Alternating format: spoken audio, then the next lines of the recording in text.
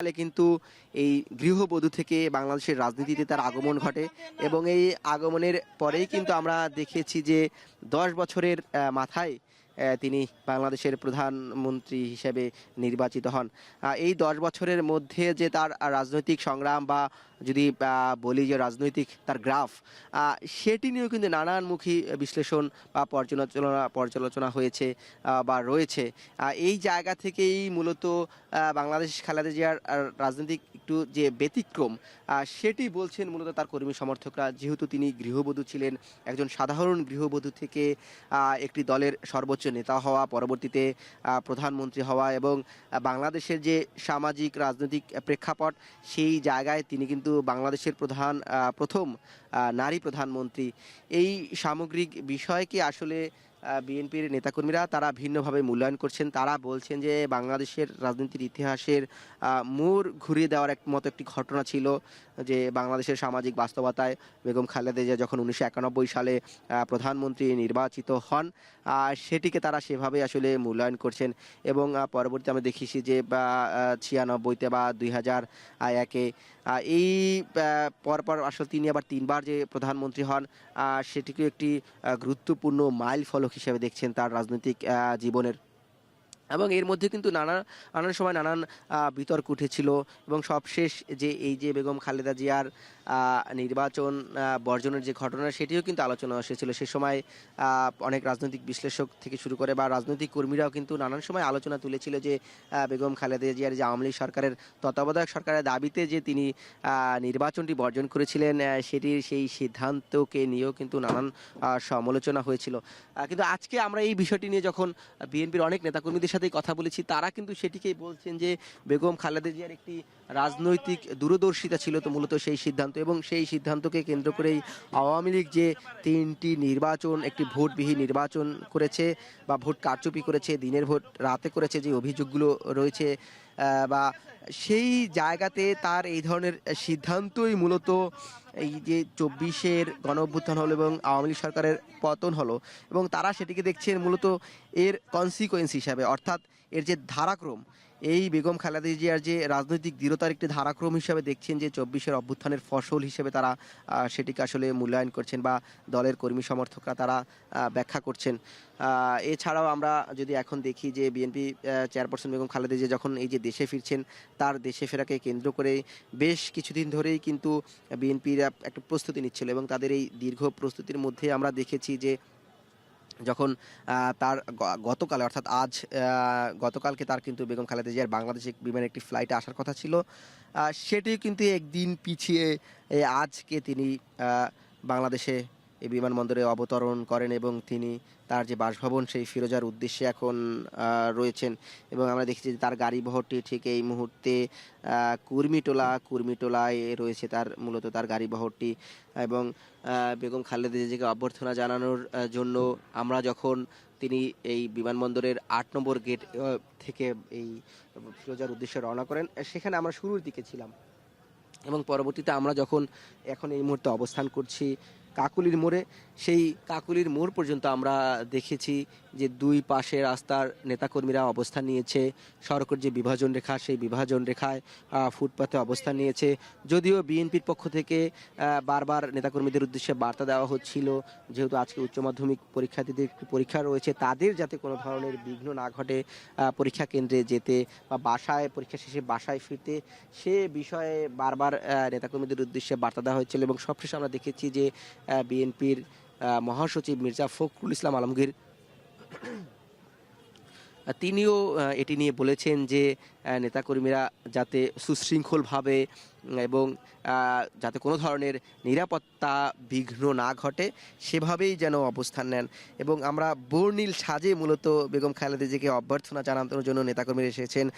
কারো মাথায় যেহেতু বিএনপির দলীয় প্রতীক ধানের শীষ বা তার নির্বাচনী প্রতীকও ধানের শীষ, সেই নির্বাচনী প্রতীক দিয়ে তারা মাথায় ধানের শীষ দিয়ে টায়রা বানিয়ে আমরা অনেকে দেখেছি, কেউ মাথায় পরে এই ধানের শীষ এসেছেন বিএনপির দলীয় পতাকা নিয়ে। এবং বিএনপির যে অঙ্গ সংগঠনগুলো রয়েছে, শ্রমিক দল, কৃষক দল, যুব দল, ওলামা দল, বিএনপির সহযোগী সংগঠন ছাত্র দল, অর্থাৎ এই প্রত্যেকটি সহযোগী অঙ্গ সংগঠনগুলোই মূলত আজকে তারা অভ্যর্থনা জানানোর জন্য এখানে এসেছেন।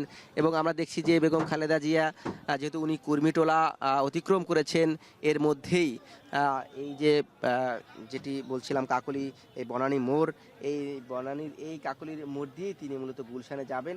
এখানে এখন আমরা একটি তৎপরতা লক্ষ্য করছি যে আইন শৃঙ্খলা বাহিনীর সদস্যরা তারা যারা অবস্থান নিয়েছে রাস্তার দুই পাশে তাদেরকে একটু সুশৃঙ্খল অবস্থায় আনার জন্য তারা তৎপর হচ্ছেন বা তারা চেষ্টা করছেন। এখানে মূলত কয়েক স্তরের নিরাপত্তা নিশ্চিত করা হয়েছে। সেনাবাহিনীর সদস্যদের আমরা দেখেছি তারা তৎপর রয়েছেন। এছাড়া পুলিশ সদস্যরাও কিন্তু এখানে তৎপর রয়েছেন, অর্থাৎ তার এই যাত্রাকে নিরাপদ করার জন্য বা বিএনপির পক্ষ থেকেও এটি বারবার বলা হচ্ছিল যে যত দ্রুত সম্ভব তিনি যেন বাসায় পৌঁছাতে পারে সেই ব্যবস্থা যেন করা যায়, এবং সেই চেষ্টাটাই আসলে মূলত বিএনপির পক্ষ থেকে বারবার করা হচ্ছিল। এবং আরেকটি বিষয় যদি জানিয়ে রাখি, যেটি বলছিলাম যিনি কিছুক্ষণ আগে কুর্মিটোলা এখন অতিক্রম করছেন, এই অতিক্রমের পরেই মূলত তিনি কাকুলির যেই প্রবেশ পথ সেটিতে আসবেন, এবং এটি আসার পরেই আমরা এই তৎপরতা এখানে শুরু হয়েছে এবং নেতাকর্মীদের মধ্যে কিন্তু একটি উচ্ছ্বাসও আমরা দেখতে পাচ্ছি। এবং সেই উচ্ছ্বাসকে ঘিরে যদি একটু দেখি যে এর মধ্যেই আইন শৃঙ্খলা বাহিনীর সদস্যরা তারা তাদের যে বাঁশি বা হুইসেল দিয়ে তারা সরিয়ে দেওয়ার চেষ্টা করছেন, এবং পুরো দমে একটি তৎপরতা কিন্তু এখানে এই কাকলি মোড়ে শুরু হয়েছে। এবং এখানে ইতিমধ্যেই নেতাকর্মীরা স্লোগান দিচ্ছেন, অর্থাৎ বিভিন্ন পয়েন্টে কিন্তু আমরা দেখছি যে বিভিন্ন পয়েন্টে আমরা দেখছি যে এই নেতাকর্মীরা অবস্থান করছেন, এবং সেটি নিয়ে কিন্তু বিএনপির পক্ষ থেকে নির্দেশনা দেওয়া হয়েছে যে কে কোন স্থানে বা কোন সহযোগী অঙ্গ সংগঠন তারা অবস্থান নিবে সেটিও জানিয়ে দেওয়া হয়েছিল। এবং সেই জানিয়ে দেওয়ার পরে কিন্তু সেভাবেই মূলত এখানে অবস্থান নিয়েছেন তারা, হাতে ব্যানার নিয়ে প্লাকার্ড নিয়ে তাদের নেত্রীকে তারা স্বাগতম জানাচ্ছেন, অভ্যর্থনা জানাচ্ছেন।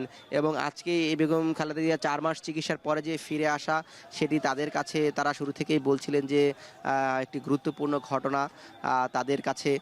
এবং তাদের কাছে আরও একটি বিষয় তারা বলছিলেন, যেহেতু বেগম খালেদা জিয়ার সঙ্গে 17 বছর পর তাদের দলে যে ভারপ্রাপ্ত চেয়ারম্যান তারেক রহমান, তার সহধর্মিণী জুবাইদা রহমান তিনিও ফিরছেন, এই ফেরাকে তারা আসলে ভিন্নভাবে উদযাপন করছেন। বিএনপির রাজনীতিতে তাদের যে ফেরা এটি নতুন করে চাঙ্গা করবে বলে তারা মনে করছেন।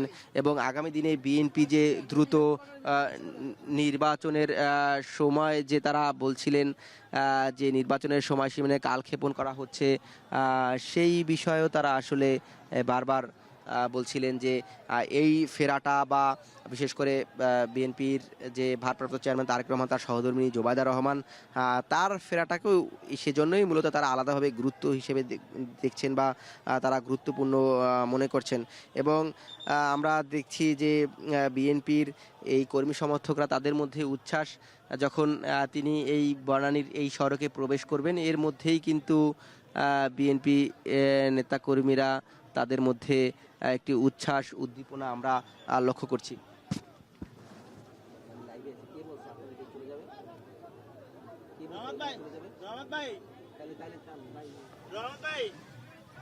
আরেকটি বিষয় যদি আমি বলি যে এখানের সেনা সদস্যরা তাদের যে তৎপরতা তারা সেটি লক্ষ্য করছেন, এবং সেনা সদস্যরা কিন্তু পুরোপুরি তাদের তৎপর হয়েছেন তাদের এই বেগম খালেদা জিয়াকে বিদায় জানানোর জন্য, অর্থাৎ বিদায় এই যে অভ্যর্থনা তিনি যে তাদের বাসভবনে ফিরে যাবেন সেটির জন্য।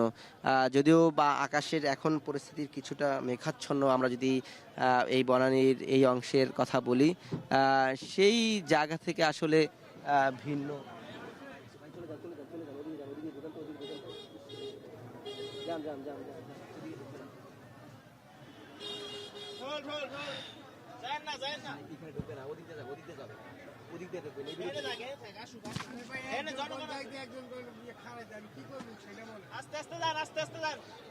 বিএনপির নেতাকর্মীদের মধ্যে যে উচ্ছ্বাস উদ্দীপনা সেটি আমরা কিন্তু বারবারই লক্ষ্য করছিলাম। সেই উচ্ছ্বাস উদ্দীপনা আমরা লক্ষ্য করছি। এবং আরেকটি বিষয় একটু জানিয়ে রাখি যে বেগম খালেদা জিয়া যে গাড়ি বহরটি সেটি লক্ষ্য করছে।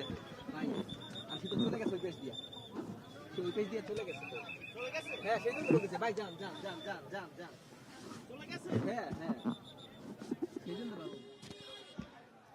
বেগম খালেদা জিয়ার এই যে আগমন সেটিকে ঘিরে মূলত উচ্ছ্বাস আমরা দেখছি যে বেগম খালেদা জিয়া এখানে আসলে অবস্থান নিয়েছেন এবং এই অবস্থানকে ঘিরেই মূলত নেতাকর্মীরা উচ্ছ্বসিত তাদের মধ্যে এবং তারা উচ্ছ্বাস প্রকাশ করছেন এবং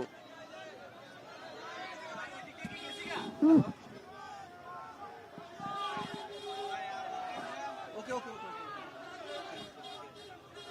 ভাই ভাই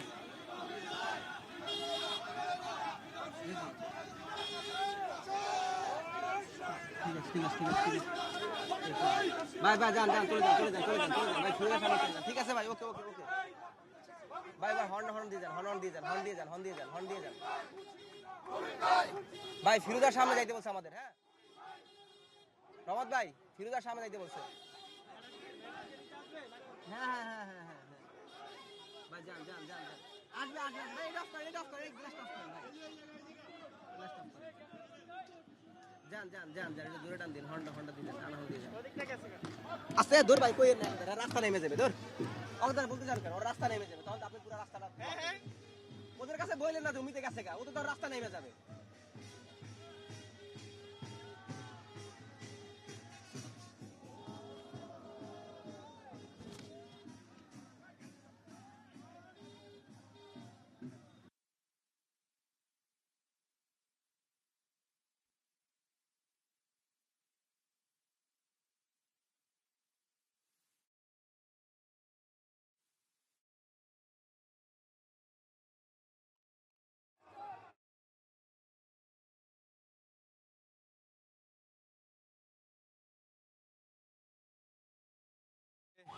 বেরিয়ে ঢুকে ঠিক 2 নাম্বার গেটে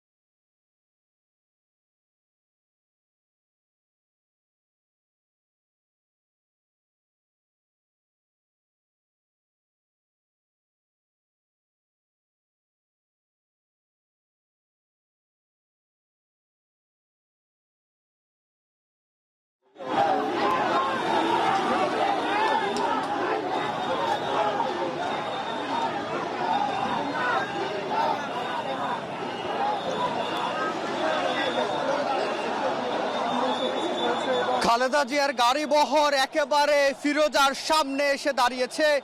তার যে গাড়ি বহর সেটি আমরা দেখতে পাচ্ছি ফিরোজার সামনে চলে এসেছে। তার আগে আমরা দেখছি আইন শৃঙ্খলা বাহিনীর যে কড়া নিরাপত্তা তার মধ্য দিয়ে তিনি ভেতরে প্রবেশ করেছেন এবং আমরা এই মুহূর্তে ভেতরে একেবারে তার যে পুরো গাড়ি বহরটি রয়েছে সেটি ভেতরে প্রবেশ করেছে এবং বেগম খালেদা জিয়া লন্ডন থেকে তার 4 মাস পর চিকিৎসা শেষে তিনি বাড়ি ফিরেছেন, তিনি দেশে ফিরেছেন এবং বিএনপির নেতাকর্মীদের যে অভিবাদন জাতীয় পতাকা এবং দলীয় পতাকা দিয়ে পুরো পথ জুড়ে তাদের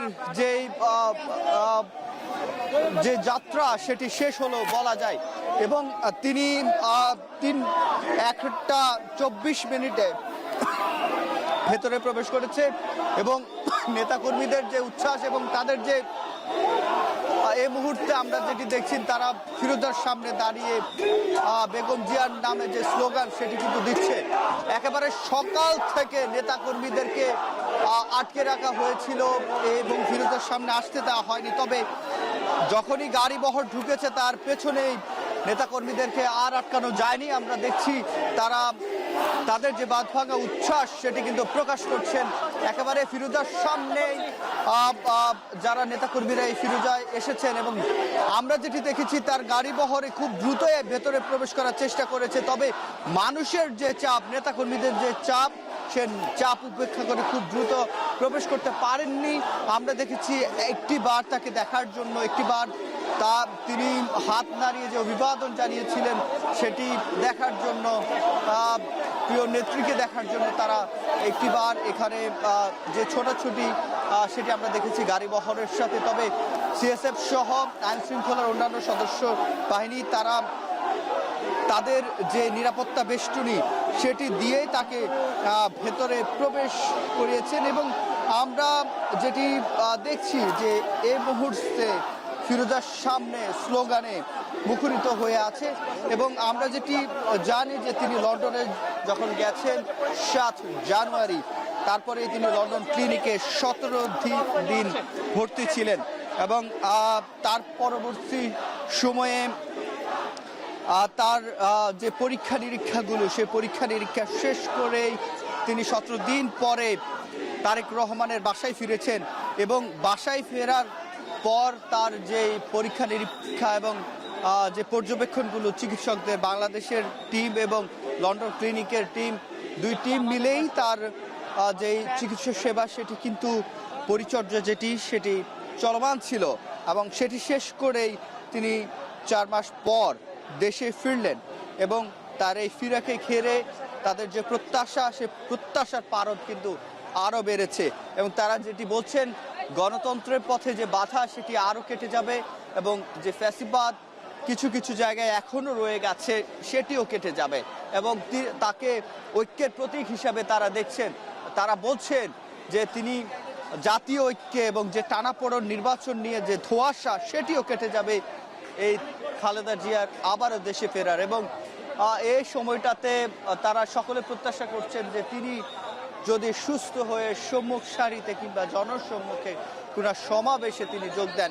বিশেষ করে আমরা জাতীয়তাবাদী মহিলা দলের সাথে কথা বলেছি, তারা যেটি বলেছেন যে তাদের নেত্রী যাতে তাদের বড় শক্তি এবং তিনি যাতে সম্মুখ সারিতে এসে আবারও যেই জেলা উপজেলা যে সফর সেটি দেওয়ার জন্য। তবে চিকিৎসক, তার যে ব্যক্তিগত চিকিৎসক রয়েছেন এজেডএম জাহিদ হোসেন, তিনি কথা বলার কথা রয়েছে।